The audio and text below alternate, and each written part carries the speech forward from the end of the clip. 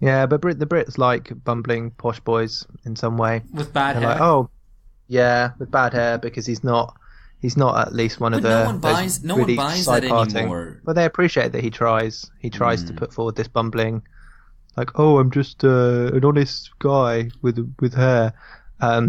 Did you see the tweet that Harry Cole put out, which was about, he's like, oh, I found some more long straggly blonde hairs on my pillow. Oh, that serves me right for getting a Labrador or something. It's like, that tweet has not aged well because, of course, Boris had sex with his wife.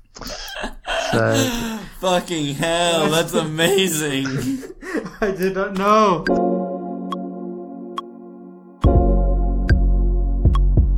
This is Alpha Bunga Bunga, the global politics podcast. At the end of history. What comes next? Alright, hi everyone, this is Alex Hochuli. I'm in Sao Paulo as usual. I have Ben Fogel with me here and George Hoare is in London. Phil, exceptionally, is away. It's an exceptional episode. No Phil. Where is Phil, George? He's in Greece. He's gone to get red. To get Gamony. Yeah. So basically, like, Phil has joined the hordes of British holidaymakers that go south to southern Europe after voting to exit the EU to get their face to resemble the color of slightly overcooked pork products on the beach, and then annoy the tourists with drinking too much cheap liquor and harassing the local woman. Well, this way, because it's a bit of a state of exception, you could say he's he's gone Giorgio Gammon. Giorgio Gammon? No? Yeah. I mean, first of all, it seems Italian, but like, it doesn't really work. If I'd gone, then you could say Giorgio Agamben. Ah, shit, that would have been good. Yeah. Can you go to Greece soon, and then we can make that joke in your absence? If you pay for it, if we can put it on the podcast expenses. Yeah. Essential. Well, listeners, you've got all that to look forward to, that like long time setup joke. Anyway, so we're going to talk about a couple of things this week in a kind of break from normal programming. We're going to do a quick roundup of a couple of things. So firstly, we're just going to catch up a little bit on Sweden's election, which happened this past Sunday. Talk a little bit about Brazil as a sort of a preview to a more substantial episode we're going to do in the coming month. And then talk a little bit about what happened to ethical consumption, this being prompted by the Colin Kaepernick Nike ad and all the wokeness around that. Firstly, you guys see the Sweden election results? Yes, I did. I didn't follow it all, the elections, but I did see, and I am no expert in Swedish politics by any means, that the Swedish Democrats, which I think is the far-right party there, did very well. And I also think there was above-average results for the far left, but I really didn't follow that much. Yeah, I mean, I think a lot of the discussion in the lead-up to it was that this would be another victory for the populist right, that they would be able to form a government. And you get the same kind of dynamics that we talked about in relation to Italy a little while ago, where especially liberal media outlets love to talk up the kind of the fascist threat. Not that they do, don't they? It's quite prurient. They're like, oh no, another place could go fascist, but they're secretly kind of rubbing their thighs and thinking this would be great for selling some papers. Which as we've discussed before, kind of is the way of justifying their own role, right? You know, rising right justifies kind of liberals' existence. Well, there's 2 points to make. One, to sort of preempt our discussion about Brazil. Well, it might actually happen in Brazil. But we can talk about that later. But secondly, I think the thing that really pisses me off about the rising right narrative is not that there isn't a right rising, which I think there certainly is. It's this sort of sense of fatalism, is that as long as we keep the moral high ground, that's the way to react. It seems not to be something which advocates any sort of real political opposition. It's kind of like, we're going to talk about it, but we're not going to do anything more. Yeah. So it's that sort of like we looking at an unrushing bus or car or train hitting towards us, depending on how big the right force is, and we're not going to step off the tracks. Yeah, well, and this is most evident with the issue of immigration, like that the masses are preternaturally opposed to immigration, and there's nothing that we can do. We can just keep upholding a moral line. Of course, many centrist parties were the ones to introduce kind of more immigration controls, or at least introduce the idea that immigration should be controlled. So it's a bit hypocritical. But what's interesting about Sweden is precisely that the sort of right-wing anti-immigrant Sweden Democrats didn't actually score that well. I mean, they still got 18% of the vote, but, their leap, I think, was equaled by, the far left. And the real story here is that the center parties, the center right and the center left, which have governed Sweden for ages, it's the collapse of the kind of traditional establishment there, and the fragmentation of party politics, which, it has happened across Europe, really. Like in Holland, I think, is the most striking example, with a whole bunch of little parties, small parties gaining share of votes, and the big usual parties of government losing share of votes. I think that's really important, and we've talked about this in our episode on France and various other points. Social democracy is now pretty much completely tainted across Europe. Voters associate it with all of these kind of post-political or depoliticizing moves during the 90s and noughties, and now looks like they're rejecting it. So I think that's, it's obviously a mixed picture in Sweden, but there's a lot to celebrate from a socialist perspective, that the Social Democrats seem to be dropping away. There's a couple points to make. One is that, as I've been saying for a while, the two exceptions to this rule of the Social Democratic parties being annihilated is the Portuguese experience, in which alliance with the far left has kept the Portuguese Socialist Party as a viable electoral force. Mm-hmm. And the second is, of course, the Labour Party, which has renewed itself around left social democratic or socialist values. In the case of the Swedish Social Democratic Party, it appears to be one of those other parties which has just run out of ideas in terms of being able to either return to its roots or propose something new that breaks with consensus politics. And the second thing I want to point out about the Swedish experience right now is, I believe, from what little I have read, that the Swedish Democrats are also backed by a number of other establishment European conservative parties as a sort of natural force there. And, of course, I think the other story this week, and maybe you guys have been following, is about Viktor Orban in Hungary. And the EU is it finally going to react against him? Yeah, I think they got a 2/3 majority to censure Viktor Orban's party there. So we just pulled up a Bloomberg article about this, which has a sort of nice headline for a lot of our discussions of the last few weeks, which is Hungary censured as European showdown of a populism takes shape. This is the time the establishment forces stand up to the, unbreakable force of populism. Yeah. But it's interesting that, obviously, as listeners will know who've listened to our Hungary episode, the economic situation is difficult there. In Sweden, this is actually an interesting, it shines a light a little bit on how a lot of the establishment sees the rise of populism. So in one political newsletter which I subscribed to, their take was, it's weird that populism is rising in Sweden because, whereas in like the European periphery, things are bad economically, in Sweden things are alright, and they've got a generous welfare state and all these kind of the usual, kind of vulgar materialist readings of why populism rises. They're like, well, that isn't present in Sweden. So, it must just be that people hate migrants or that they're racist. And I think that's like a really shallow, and I'm in big quotation marks, materialist reading of things. And we have to look at the politics behind it. So, yeah, I think this is a point that Chantal Mouffe makes in her For Left Populism book, which is well made, which is basically like, it's almost like populism is a response to post-politics. It's a response to consensus politics. It's a rejection on the political plane. And she probably overplays this, and hopefully we'll talk about this more in a future episode. But yeah, it's like these economic explanations miss the fact that people are just pretty much sick and tired of politics which doesn't really go anywhere, which just devolves into consensus or has a lack of new ideas and just basically spirals down into kind of the third way or its various descendants. Yeah, another way of talking about this is talking about like the return of the repressed, because post-politics represses division and conflict over anything. It ends up that repressed element becomes expressed in other ways, and often sometimes in nationalist or ethnicist or racist sort of ways. But I think understanding that political dynamic is, it's essential, because otherwise you get lost in this very superficial economic analysis that, like, are things going up or are things going down? And if they're going down, then you get extremes. And if they're going up, you get the center. And, that's kind of the level of political science that a lot of the mainstream propagates. Well, I mean, it also breaks with the historical narrative that we actually have, based on hard evidence, that the last great upsurge of class militancy among the European working class occurred during the tail end of the golden age of capitalism, where people's lives were getting better and salaries were improving.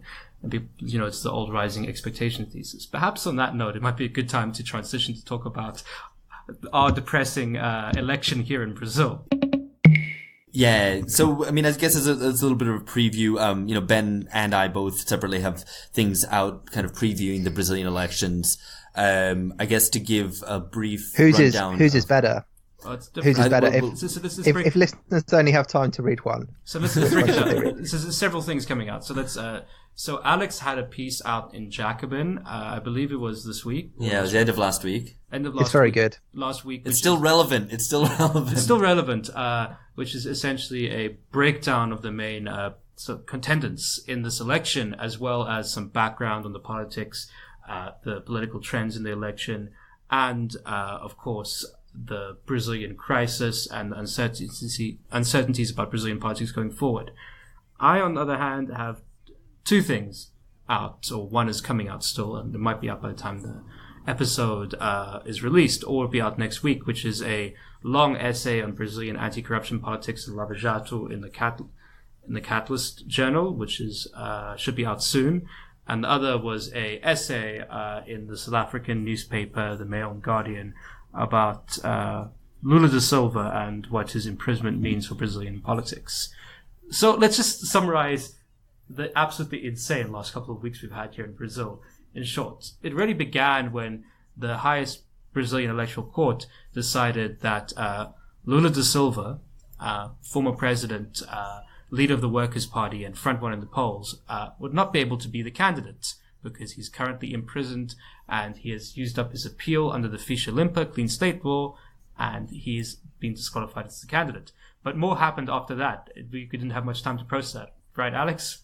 Yeah, I mean, shortly after, this happened last Thursday, the leader in the polls, once you take out Lula from the reckoning, is Jair Bolsonaro, the far-right fascist candidate, who was stabbed by an evident nut job at a rally in a small town in the interior of Minas Gerais. And immediately, I think a lot of people worried that this would give him a huge bump in the polls, that it would justify his rhetoric that they're, against violence, and that to fight violence, you need more violence, that you need to arm the people to be able to face down, rising crime. So the latest polls have come out and like two major pollsters have put out polls at the beginning of this week showing that Bolsonaro did get a little bit of a bump, but it's, one was in the margin of error. The other one was only 2 points ahead of the margin of error. The case remains, though, that you've got a front runner with about polling at around 24%, being Jair Bolsonaro, and then a chasing pack formed of four candidates of the kind of from the center right to the center left. Two of the center left, which is Fernando Haddad, who was Lula's vice candidate and former mayor of Sao Paulo, and he has now been elevated to the PT's official candidate. The hope there is that Lula, like he did with Dilma Rousseff in 2010, can transfer his popularity and support to Haddad to push him through into the second round.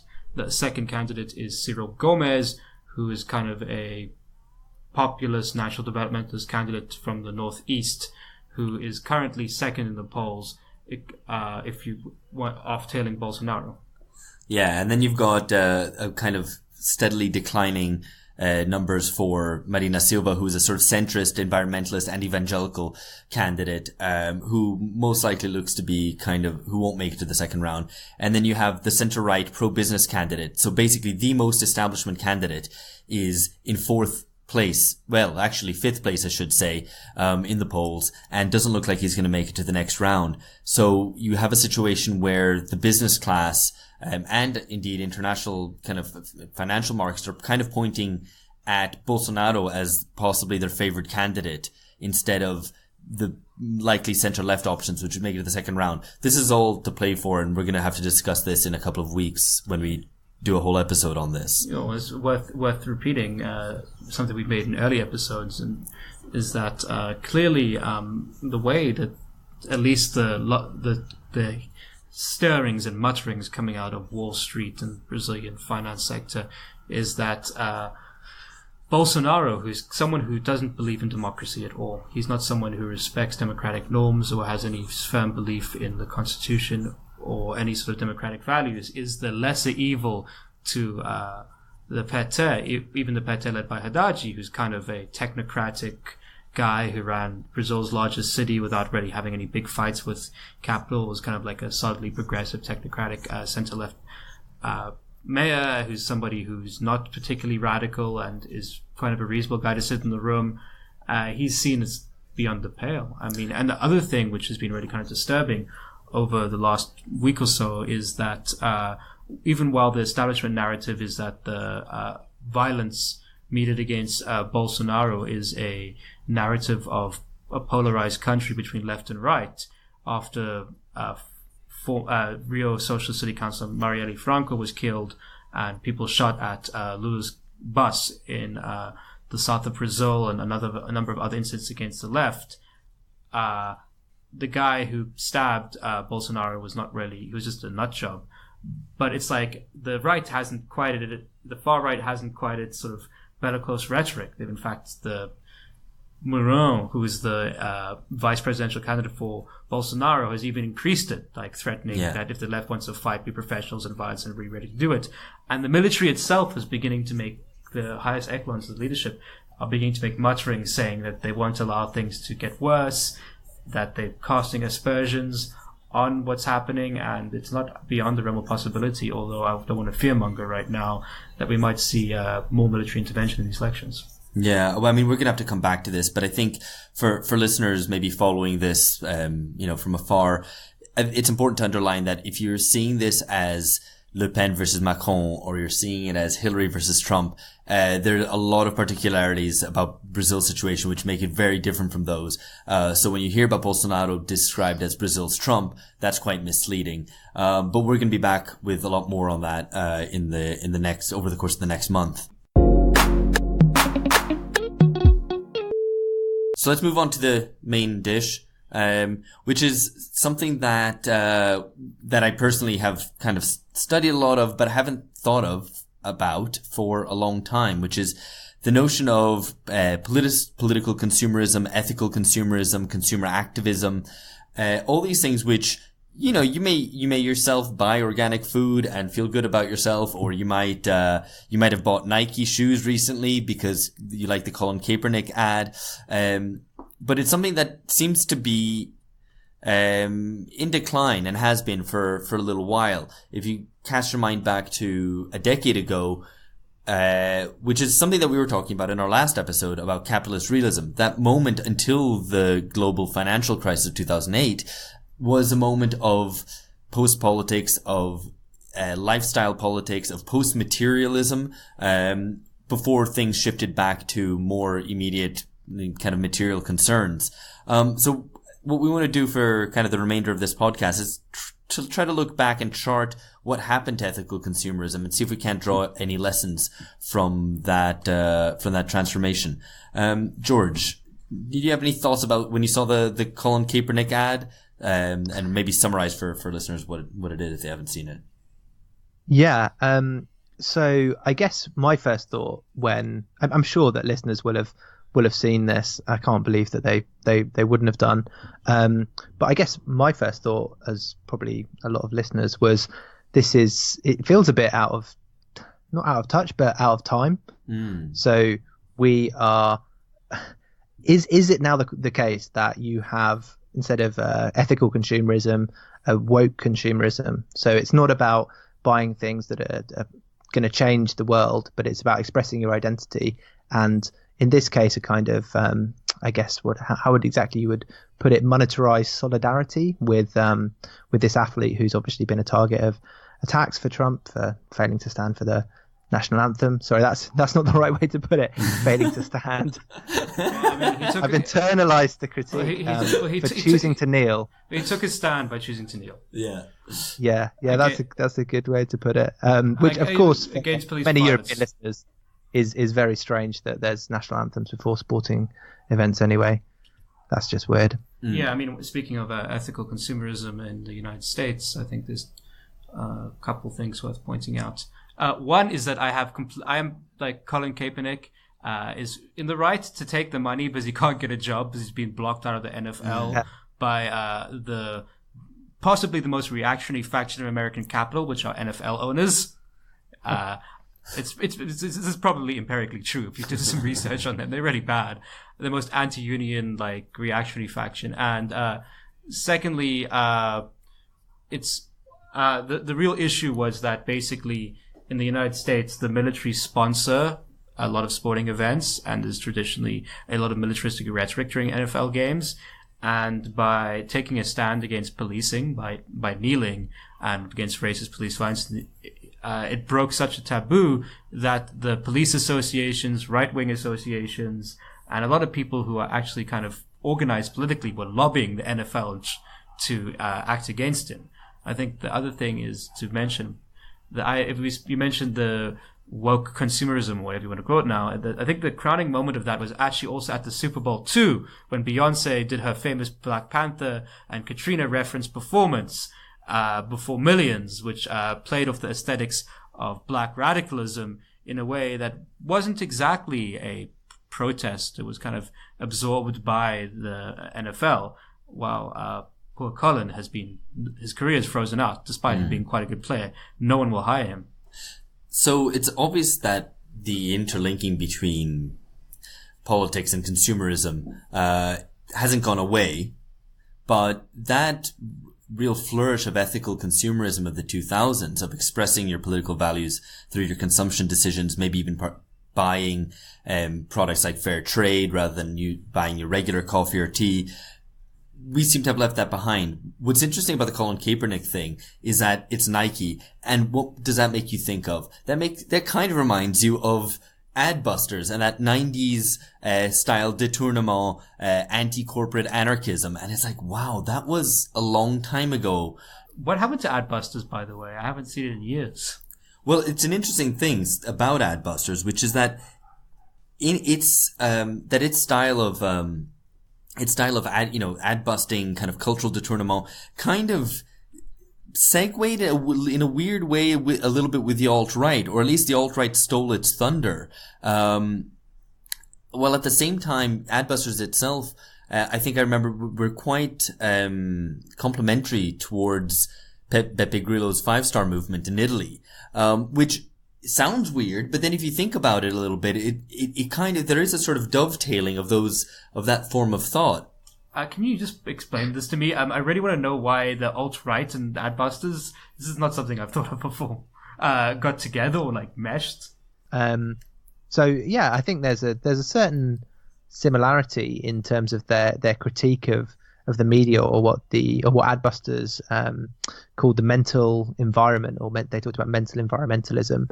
So it's like this idea of basically who's saying things which are I guess taking your expectations and turning them on their heads, who's there to kind of to speak against the dominant narrative in advertising. And it's kind of strange that Adbusters existed in any case, because of course the left previously had a strong strain of anti-consumerism, and now the people, at least in the Colin Kaepernick example, the anti-consumerists are the people who are, in one sense, who are literally burning their shoes, their Nikes, or their Nikes as the Brits would say.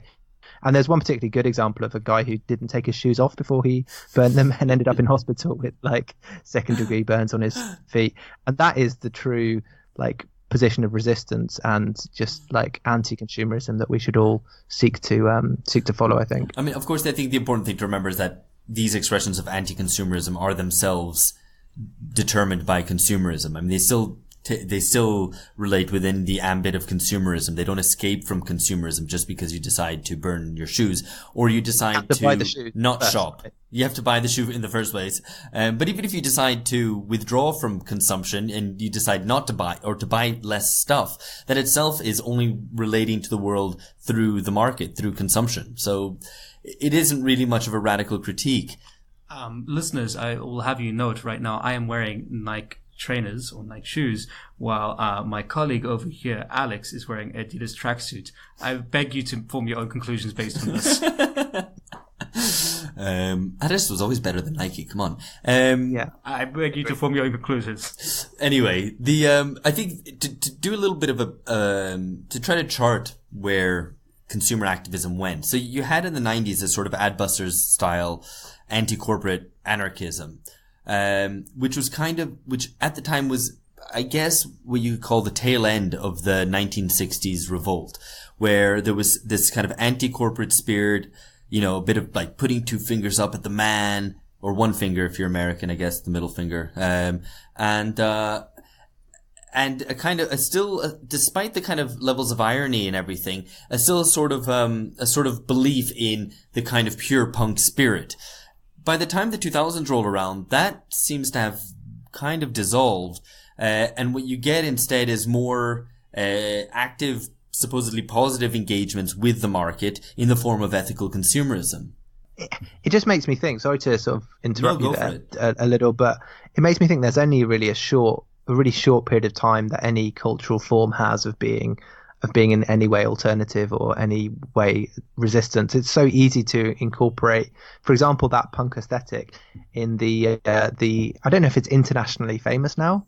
Listeners might or might not have had any of the Brewdog beers, but they have their punk IPA, which is deemed by them to be a postmodern classic, I believe, or something. It's quite a post Adbusters beer. I'm not drinking one at the moment. But yeah, I mean, it's also the case with cultural forms like rave, for example, that try anytime that you try and get out of this matrix, it's only a really short matter of time before it's commodified and commercialized and thrown back at you. Well, I mean, it's notable that Adbusters sold their own trainers, tennis shoes or whatever you want to call them. Probably shit though. Yeah, well, I mean, I think like the current age is actually. So, the cultural signifiers of rebellion are really but in a different sense. So, I think we've seen, as I mentioned before, the Beyonce performance at the Super Bowl. We have the Me Too moments at major award ceremonies. We also have the anti-Trump moments at the major award ceremonies. But in essence, a lot of like these things about individual achievement as resistance, and this has become sort of a defining consumer narrative. So. Somebody who could be a sort of normal pop singer, very successful, make some good music, can suddenly become a figure who represents the culmination of revolutionary anti-racist struggle in a generation. Or we have the way that in absence, in some cases, of strong movements, people have attached themselves to cultural symbolism as the height of resistance. But I think it's in the case of like Black Panther. But I think in the case of what we have now is that rather than being like a sort of same spirit of the anti-globalization, anti-consumer stuff, it's kind of more openly consumerist. I mean, yeah, people want to pay money for this, and people like very much make your money. Ooh. So yeah, my brain's working a little bit slowly today after a long day at work, unfortunately. Yeah, listeners, I'm one of those saddos who has a 9-to-5 job. But just drop out and get a life, man. Yeah, tune out, turn on, or whatever. I can't even remember that. But just thinking, this be a wanker. To link back to the point about the alt-right and Angela Nagel's book, which Angela Nagel, previous guest on the podcast, Kill All Normies. This point about transgression, and that's what I think fueled the alt-right in its infancy. You might say still infancy now, or infants at least. But yeah, it seems like that moment of Adbusters was the way that transgression was possible, culturally by just kind of writing "fuck" on some adverts for a brand and trying to uncool that brand. But yeah, I mean that's a kind of a half-formed thought. But I think that transgressive power now seems gone. I think that's right. And kind of my own research, own academic research on this, kind of holds up what you've just said, which is like you have the forms of kind of cultural rebellion, which at least in the early 90s still try to resist the market, right? And like, no, we're not being commodified, that sort of punk spirit. But, already at that time, brands are incorporating that and selling it back to people. So people just become very cynical about that. And instead, the kind of focus turns towards using the market for good. And so, the 2000s is dominated by things like Make Poverty History, Live Aid, these sorts of initiatives, which really focus not on a critique of our societies here in the West, but are about helping poor people far away. And that becomes the kind of expressing humanitarian concern becomes the dominant mode of kind of consumer activism. And it actually dominated a hell of a lot of, broadsheet column discussions. A lot of even discussions on the left were like dominated by some form of consumer activism.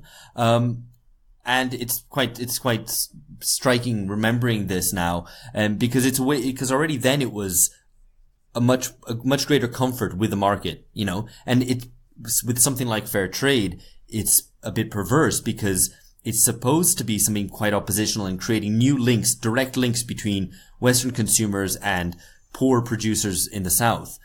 And it's something that's meant to be authentic, to not engage within the major channels of flows and markets. But the condition for its success was to sell more. Right? So as an anti-consumerist proposition, it doesn't really work because if fair trade's going to be successful, it means you're going to have to be buying a hell of a lot of coffee and tea and everyone's going to have to start consuming fair trade. So it's a kind of an acceptance of the market and of commodification. I have another point in this that you just followed your observation about it being about poverty over there and being from somewhere that's over there. I remember those moments.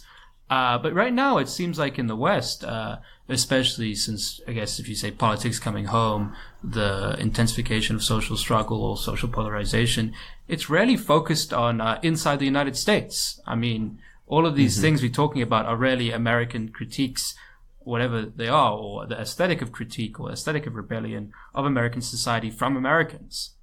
And in many senses, the consumerism that's followed in terms of this consumption of rebellious aesthetics has been internationalized. So it's people over here in Brazil, South Africa, consuming the American aesthetic of rebellion and buying it. So it's kind of like an inverse of the previous relation. Is it now that this kind of rebellion consumption has been replaced with outrage boycotting? I mean, the idea that basically you don't buy something to change things in a way that I think Zizek, was absolutely right when he basically said, the reason why people shop fair trade is to cognitively offset all the other things that they do and make themselves feel better without really changing anything. And instead now you have this company crosses some sort of line politically, and so you don't. I mean, obviously there's always been boycotting and boycotting, but it seems like is that the new mode? Well, it's interesting that there's if you look at the history of. Let's just look at post-Cold War consumer activism. Each different wave targets a different agent of what it sees as an agent of capitalism. I mean, in some cases, it doesn't even talk about or think about capitalism. But, like the Adbusters model was about kicking the man where it hurts, and the man being advertising and marketing. Then that moved on to kind of maybe corporations in a broader sense. By the 2000s, it's more talking about the trade system, about environmentalism, about industrialism, these really kind of post-material sort of green ideas. But by our times, it's kind of the kind of woke consumerism we were talking about. It's about expressing disgust with white supremacy or the patriarchy through consumption. I mean, I have a great example of like the export of this. During a slow news week, I believe it was this year, there was that scandal with H&M. I think they had an advert in Sweden, which they had a black kid who was wearing like a Happy Little Monkey hoodie or something like that, which is seen as quite racist. that in South Africa, I think it was the Slow News Week or somebody wanted to grab attention. The Economic Freedom Fighters, which is South Africa's weird populist party, known for wearing red jumpsuits and starting shit, decided, and it would be a good idea, and this is in South Africa where H&M is relatively new. I never shopped at H&M in South Africa. I don't remember it ever being in a shopping mall. Decided to go trash an H&M store and protest over their advertising campaign in Sweden to get back in the headlines. And it's really kind of like strange when you think about like in South Africa with all of these horrible companies which treat their workers like shit and kill them in many cases, that you've decided this is the way to get the headlines. This shows that the sort of, boycott or shame discourse about obvious bigotry or racism or sexism within companies really has a lot of pull in terms of media attention. And it was quite a savvy move in some respects. I think also here, like in the United States, it seems like every couple of weeks there's a new boycott against some major fast food company which turns out to have some sort of depraved bigot as an owner. I mean, the last one was like Papa John's, who they had to fire Papa John himself because he was an open racist about Colin Kaepernick. Actually, he was like couldn't stop like dropping the N-word about like NFL players who refused to like stand for the national anthem. But that's it. It's now become all kind of consumer activism has been like wrapped up in the outrage economy. I think George, you're completely right about this.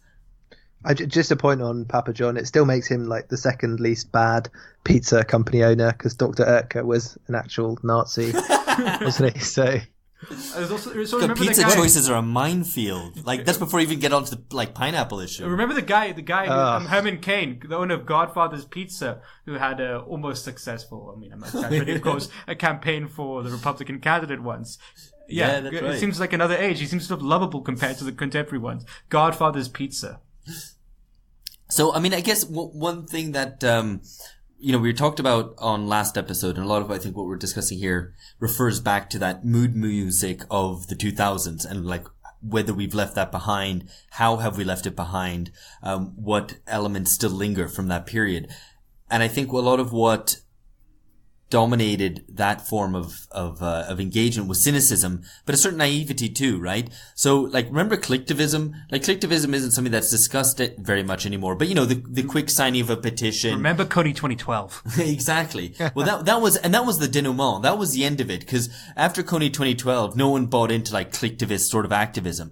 But I think shouts to Coney, he's still free. Didn't work, man. I clicked so hard. And the forms of ethical consumerism, like expressing it through buying, fair trade or dolphin-friendly tuna or whatever it is, there's a lot of similarity with, like, collectivism, right? Yeah. I mean, it's like trying to be pro-social through your activities. That then, I think, gets just demolished by the cynicism of the age. So even that becomes, like, not a credible form of political engagement. I mean, I think the Coney 2012 was a great example because I think, like, I remember because I was in the US actually when I met those idiots, Invisible Children, who were like also like this front for a bunch of weird evangelical interests in Uganda.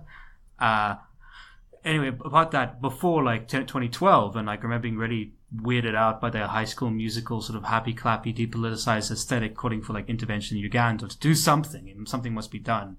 But I mean, in terms of like the cynicism of our age. I think listeners here would actually want to see this clip as well. The height of Coney 2012, really two incidents stood out. One was, this is during the sort of Charlie Sheen era of like, Charlie Sheen, what's he going to do next? He's nuts. He's got all these crazy things going on in his life. One of, I think, his porn star goddesses made a very interesting video called Naked for Coney, which you can see on YouTube, in which is clips of her taking off items of her clothing to reveal a skimpy swimming costume, interspersed with clips of horrific images from the Ugandan conflict. And then that was sort of the height of activism then. And then when that video was released of Jason Russell, the musical theater loving founder of Invisible Children, beating off on a street in San Diego and banging his fists raw, screaming about Satan, it was really hard for them to recover from that. And I think like people just assumed that in sort of like that cynicism, that sort of like, well-intentioned stuff had something dark and brooding behind it. I mean, that's a kind of fitting end for that whole movement. This guy just jacking off in the street. I mean, it is, I don't know if this is too much of a stretch, but this kind of social activism or collectivism is quite onanistic. it's quite, makes you feel better, but ultimately doesn't change anything. But I mean, the thing, I guess, in what was the big contribution of kind of ethical consumerism? It was part of constructing ethical capitalism, right? It was capitalism trying to find new bases for legitimacy at the end of the Cold War, so it didn't have anti-communism anymore. And it also had the war on terror going on, but also at being, shopping responsibly was a kind of shift towards a new kind of more holistic ethic. And, you still see that today with mindfulness, right? The popularity of mindfulness or Reiki and things like that today. Well, I think more than that, even you see it with, and this is maybe even a whole different podcast episode, but elite philanthropy, or the kind of the social mission of the global elite who cast themselves as the kind of the saviors. For example, the Clinton Global Initiatives or the Gates Foundation people, who really, I think they have taken that kind of ethical consumerism and just taken it up a level to the elites, and this is the way that they, I guess, try and inject some social mission, some dynamism into the neoliberal project, because it's like it's only through this immense accumulation of wealth and then them choosing to spend it through philanthropic endeavors, which is actually also a form of consumption. That's what justifies this massive accumulation of wealth. It's kind of like the inverse of chavs, actually, as well. That the thesis of Owen Jones's book, that it's like, it's not you justify this massive inequality not just by demonizing the working class, but also by lionizing the ruling class and showing how they're really actually very nice people. I think I think that's past now. I think that's a few years ago. I think, to be honest, the climax of this is my fellow countryman from South Africa, Elon Musk. You can take the boy out of Pretoria, but you can't take the Pretoria out of the boy, as much as he tries. And Botox and plastic surgery later, he's still a South African. He's still a dodgy oak. Remember his recent effort at philanthropy, where he tried to build a submarine to save those Thai children, and ended up calling the guys who saved a pedophile or something like that. It's come to this farcical level where Elon Musk's bizarre antics are kind of what passes for innovative philanthropy these days, and it's kind of self-destructive.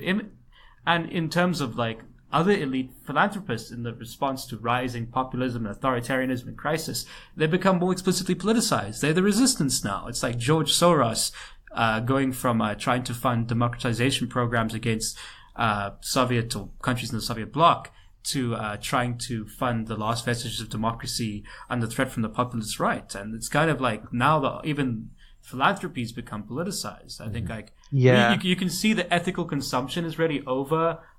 I think when Barack Obama left office, if you remember correctly, the first thing he did is he went on a holiday with another famed ethical philanthropier, Richard Branson, who's a total knobhead, on some sort of Caribbean yacht. And that's image of just after handing power to this,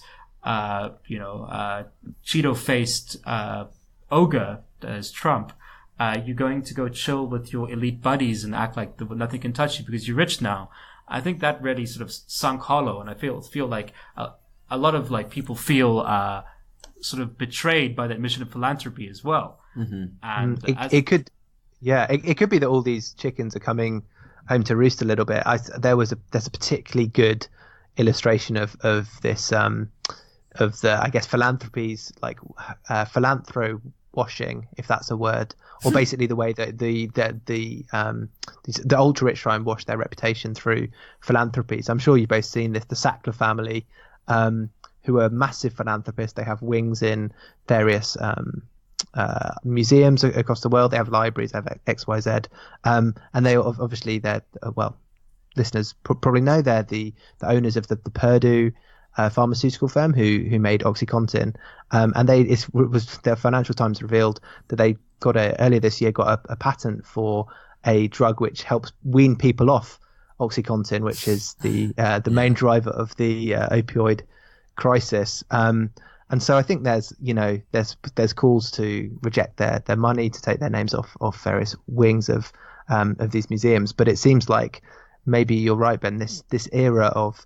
philanthrocapitalism, is it kind of not up entirely, but are people starting to see, well, actually there's limitations. It's an Obama kind of fashion thing amongst Democrats, and now there's a new kind of political game in town. I think the new political game, I don't know how effective it is, sort of like highlighting diversity as we've changed, we're part of the resistance, we're part of this movement. And I think that's a response to social pressure, which you see through things like Colin Kaepernick, or like in Israel, where people try to disguise the occupation and the ongoing violations of human rights there by highlighting how gay-friendly Tel Aviv is, and it's pinkwashing now. It's like highlighting that we have a black woman or we have a trans spokesperson. It's kind of like we can't be that bad. We're diverse, and I think that's that highlights of like diversity and individual stories as proof of victories and proof that there's this sort of rising change in social sentiments, whether it's the reactions to Me Too by shutting out people accused, or trying to have this advertising campaign by Nike. This is kind of like how political and corporate elites, or the bourgeoisie, is reacting towards this. It's the inclusionary narrative rather than pointing towards their charitable work through helping African kids, like it used to be like 5-6 years ago. A new political ideological strategy of left neoliberalism. That's right. I think, though, it has been outflanked both by the alt-right sort of laughing in the face of all that, but also by a left critique which re-engages with material issues and with class struggle, even if that's maybe in its infancy. And that I think puts an end a little bit to something that we discussed a little while ago, but it was about the legacy of 68. And I think a lot of these forms of ethical consumerism, or of a kind of a activist political liberalism, all feature like an incorporation of the spirit of 68 by capitalism. And that kind of dominated a lot of discourse over the 90s and 2000s up till today. I think what we're seeing today is perhaps the death throes of that. And maybe that's a good place to leave this. But next, we are looking forward over a whole range of different themes. We are talking about Brazil. We're talking about the theory of the entrepreneur. We're having a big Brexit episode. We have a range of special guests coming on: Amber Lee Frost, Alex Gurovich. We have all that to look forward to over the coming month and a half. Please join us for those. We'll be announcing that all on Twitter and Facebook. If you don't already follow us, search for Alpha Bunga Bunga on Twitter, Facebook, Instagram. We share memes, if you like that kind of thing. And please do share our content with your friends. Okay, that's it for now. Catch you later. Bye-bye.